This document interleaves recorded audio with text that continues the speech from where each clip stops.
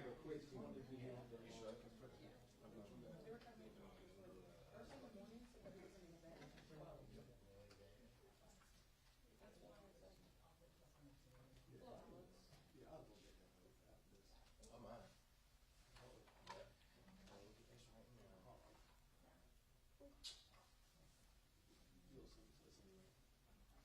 I had to run away when you came in earlier to get those new things.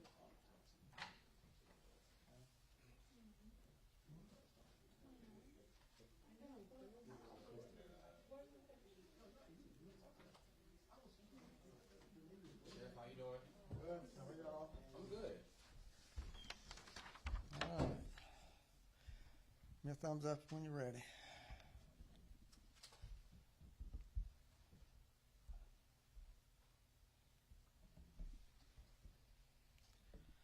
Today's press conference is about two things. The first one is about asking for the community's help, and the second part is making a promise.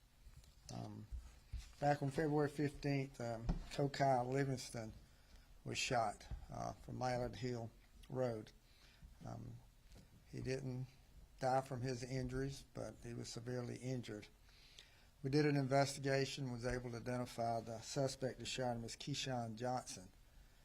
Investigators were able to get a warrant for him for attempted murder. But before we were able to find him and arrest him, he went back on the 25th and shot Mr. Livingston again. This time he killed him. This was a domestic situation, ex-boyfriend against current boyfriend. But just a brutal murder that occurred, that you also had a child that was there and witnessed what had happened. The community's help that we need is find Mr. Johnson. He's in the Columbia area. He is hiding from us. He's probably getting help from friends and probably some relatives too. You see his picture. His hair is a little bit longer than what it is there, but he's also added a couple things since that photograph there. He has a tattoo of an AK-47 under his eye. He's got tattoos on his hand. He's got the word Kalani written on his neck. But the fact that he has the tattoo of an assault rifle on his face, I think pretty much accurately describes the mentality that he has. That he's a killer. That he's not afraid of taking someone's life. That he just has total disregard for someone's life. That he's going to shoot and he's not going to stop until we catch him. So we need the community's help. You can call Crime Stoppers.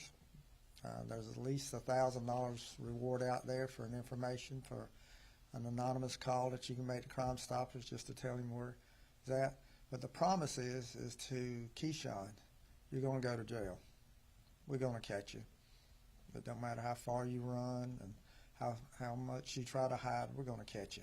It's just a matter of time. So, yeah, if you want to make it easier, just come on in and turn yourself in. If not, whatever rock you go under, we're going to find you. And we're going to find you because the community is going to help us and because our fugitives team is after you. The community is sick and tired of people like Keyshawn Johnson out here that are just shooting guns and just doesn't care. Our community is fed up with that.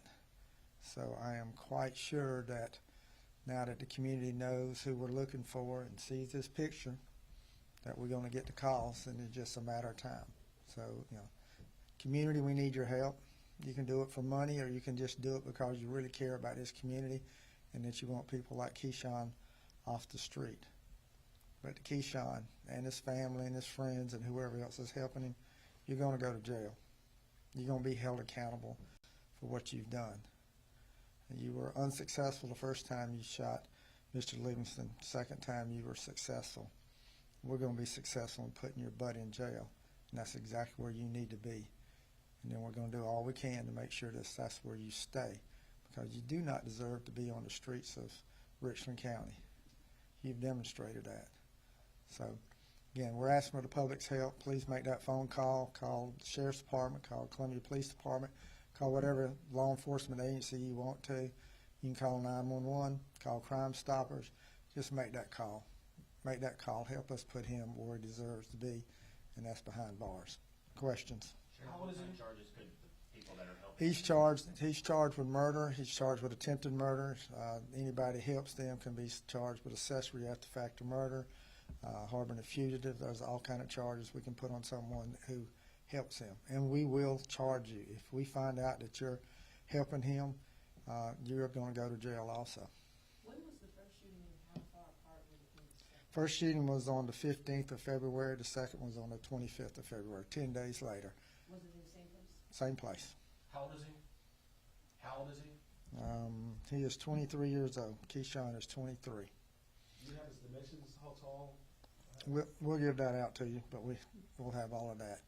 We'll do a sheet that shows all the stuff, height, weight, etc. Again, this is the most current picture we have, which is 5 years old. So, again, his hair is longer. He has the tattoo of the assault rifle underneath his eye, but that pretty much tells you what his face looks like.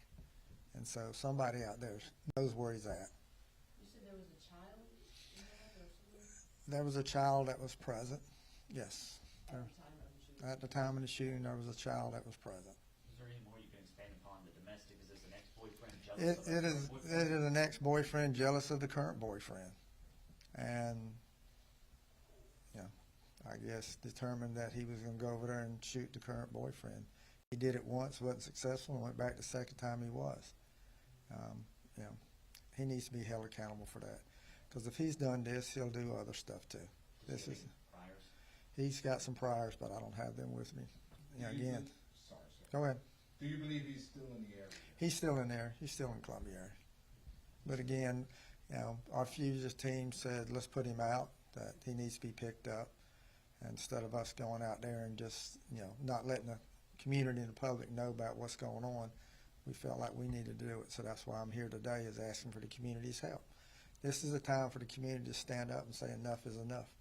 You can make that one phone call, and then you can show how much you care about this community. Do you think that family is protecting him or keeping him safe? We probably think family and some friends. They know where he's at. He's not going far. He's here. How long has the reward been put out? We're putting it out right now. This is it. And Crime Stoppers, you can make that phone call to them. There's at least $1,000 there. Again, if money's your motivation, that's fine, do it. But I think the motivation should be is somebody like that shouldn't be on the streets. Again, when you shoot multiple times, you don't know where those bullets are going. That 2-year-old could have been shot. Somebody else innocent could have been shot. He didn't care.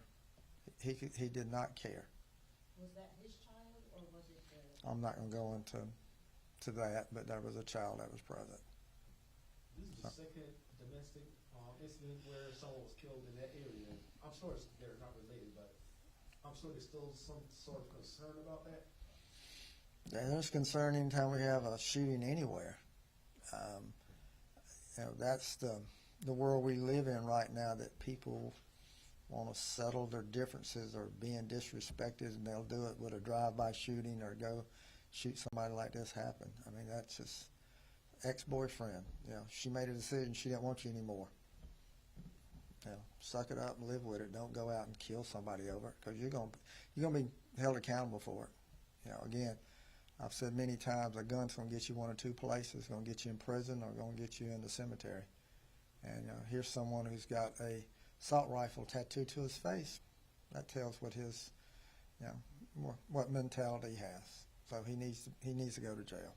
Are there any other suspects or did he act alone? Right now, he's the only suspect we got. He's the one that did both shootings. So Any yeah. ties to any gangs or anything? This is not gang related. Sure. This is boyfriend, ex-boyfriend. This is what it's all about. Is there a vehicle he could be traveling in? We don't have a vehicle at this point. Again, he's been hid out by people. People are helping him. We know that. So, What were the dates for the shooting? First shooting was 15th of February. Second shooting was 25th of February. Both of them the same location, 700 block of Mounted Hill Road. Should people be afraid when he's still out? I'd be afraid. I think, people need to be afraid. He's a killer. That's people we need to be afraid of, someone who's not scared to shoot. So, people need to be afraid. That's why people need to help us get him off the street. He's a threat to this community. He's already demonstrated that he's killed someone. All right, thank y'all. Thank you.